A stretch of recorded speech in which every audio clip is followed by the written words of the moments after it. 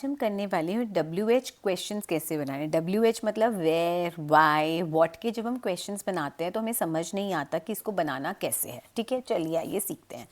अब जैसे आपको मैंने क्वेश्चन आंसर है आपका, जैसे you are going to school. ठीक है, अब आपको ये आपका पॉजिटिव सेंटेंस है। अगर आपको सामने वाले से पूछना है कि तुम कहाँ जा रहे हो तो तुम कैसे पूछोगे? Where you going, where you are going, where are you going. अभी कंफ्यूजिंग है कि इन तीनों में से कौन सी ऑप्शन करेक्ट है। कि तुम कहीं जा रहे हो तो वेयर यू आर गोइंग भी ठीक लग रहा है, वेयर आर यू गोइंग भी ठीक लग रहा है, वेयर यू गोइंग थोड़ा चटपट अटपटा सा लग रहा है। अब मैं आपको एक छोटी सी ट्रिक बताने वाली हूँ जिससे आप इमिजिएटली ये सारे क्वेश्चंस बना सकते हो WH फैमिली के। व्हाट, वेयर, वाई, हाउ, सब बड़े ही सिंपल हो जाएगा। कैसे? सबसे पहली ट्रिक है कि जब भी आपको क्वेश्चन का स्ट्रक्चर बनाना है तो आप पहले स्ट्रक्चर बनाओ येस या नो क्वेश्चन का। येस या नो का मतलब है जिसका जवाब या तो हाँ हो या ना हो। अब कैसे? अब आपका सेंटेंस था you are going to school, तो यू यहाँ पर आपका सब्जेक्ट है। आर मैंने रेड करा हुआ है क्योंकि ये हमारा हेल्पिंग वर्ब। अब हेल्पिंग वर्ब क्या होता है पहले इसको समझ लो, क्योंकि तभी आप इससे क्वेश्चन बना पाओगे। अगर मैं सिर्फ यू गोइंग टू स्कूल बना दूं तो बड़ा ही अजीब लगेगा, क्योंकि यू गोइंग नहीं बता रहा कि मैं प्रेजेंट की बात कर रही हूँ, पास्ट की या फ्यूचर की। जैसे ही मैं इसमें आर लगा देती हूँ क्लियर हो जाता है मैं प्रेजेंट की बात कर रही हूँ कि तुम अभी जा रहे हो। अगर मैं इसमें वर्ड लगा दूंगी तो क्लियर हो जाएगा पास्ट की बात कर रही हूँ, विल लगा दूंगी तो क्लियर हो जाएगा फ्यूचर की बात कर रही हूँ, क्योंकि आर मुझे यहाँ पर काल बता रहा है ये है हेल्पिंग वर्ब। तो जब भी मैं क्वेश्चन बनाऊंगी मैं सबसे पहले अपना हेल्पिंग वर्ब आगे ले आऊंगी। अब हेल्पिंग वर्ब आगे ले आऊंगी, आर है यहाँ पे, आर को जैसे आगे ले आऊंगी तो बन जाएगा क्या।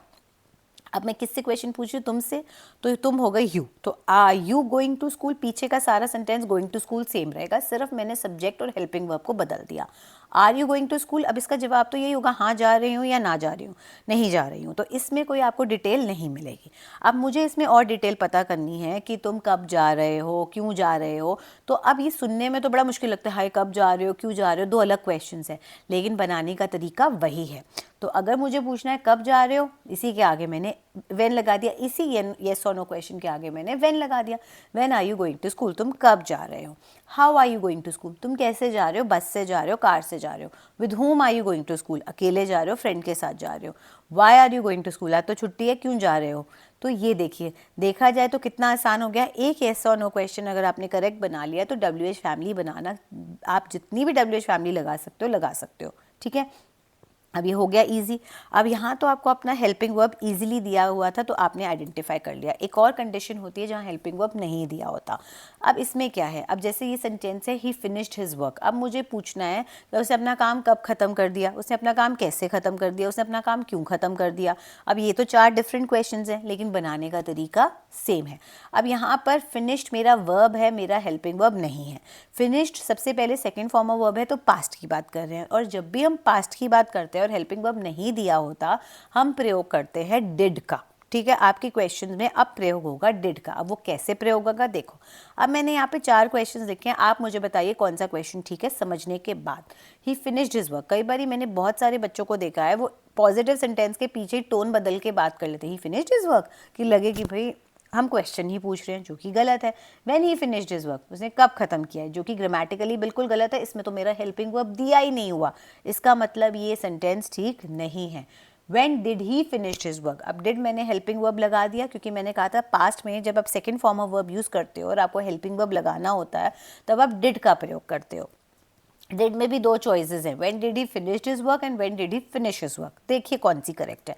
अगेन पहले मैं येस और नो क्वेश्चन बनाऊंगी, यानी मेरा क्वेश्चन क्या से शुरू होगा, मुझे अपना हेल्पिंग वर्ब लगाना है। मेरा हेल्पिंग वर्ब मैंने आपको अभी बताया कि इसमें डिड होगा, तो डिड, अब मैं सवाल किससे पूछ रही हूँ, तुमसे, तो did he finish his work.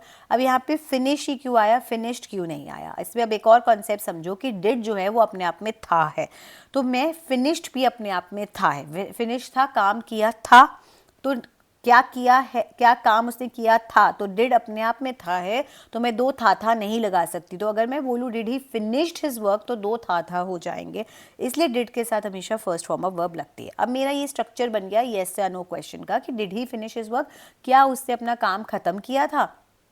ठीक है, काम खत्म किया।